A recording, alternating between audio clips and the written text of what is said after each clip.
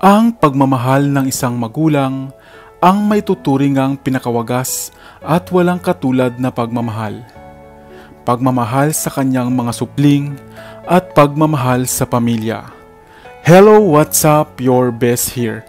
Pakinggan ang nakaaantig na kwento ng isang ama na handang gawin ang lahat para sa kaniyang pamilya. Kaya kung bago ka pa lamang sa aking channel, ay huwag mong kalimutan na pindutin ang subscribe button at ang notification bell upang lagi kang updated sa aking mga bagong uploads. Are you all my personal dream?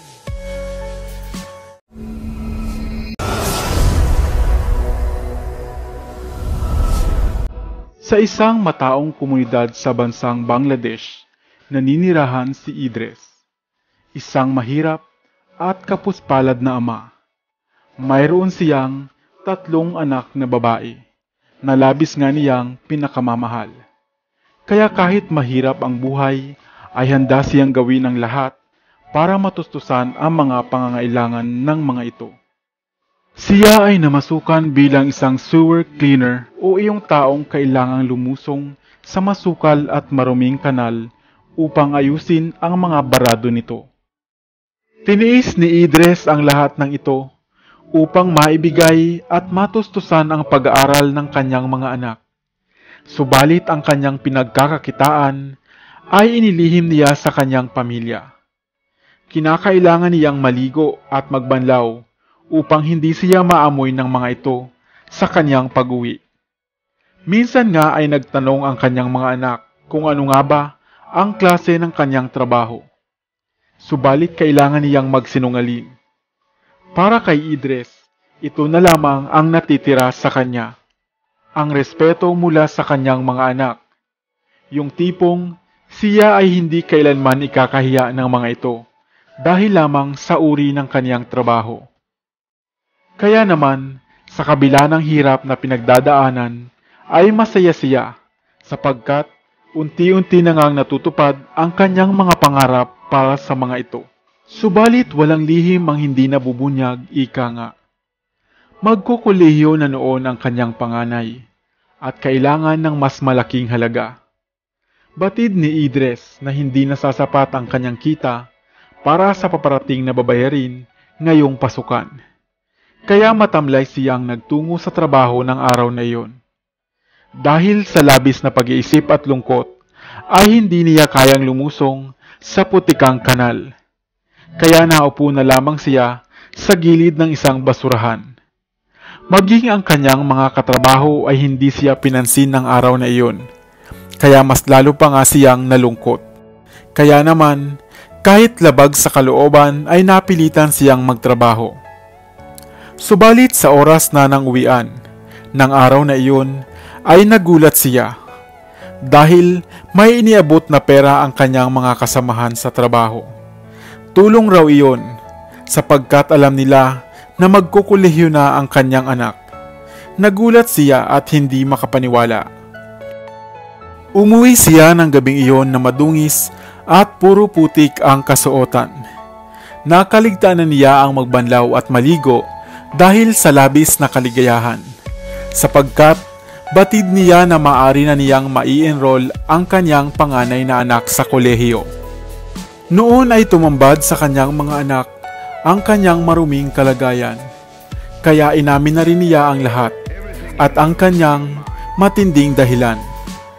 Pagkatapos ng ilang taon ay nakatapos na rin ang kanyang mga anak sa pag-aaral at agad-agad ring nakahanap ng magandang trabaho. Pinahinto na nila si Idris ang kanilang ama sa pinagtatrabahuhan nito. Ayon sa kanila, kahit kailan na hindi nila ikinahiya ang trabaho ng kanilang ama, sapagkat dahil dito ay nakaahon sila sa kahirapan. Bilang ganti nga ay parati silang naghahatid ng mga pagkain sa mga dating katrabaho ng kanilang ama. Anuman ang hirap ng buhay na ating pinagdaraanan, kapag hindi nawawala ang pagmamahalan at pagdadamayan, ang lahat ng hirap ay tiyak na malalampasan. Sana ay may bago kang natutunan sa video na ito. Iwan ka naman ng comment sa comment section sa ibaba. I-like at i-share mo na rin para naman sa kaalaman ng iba.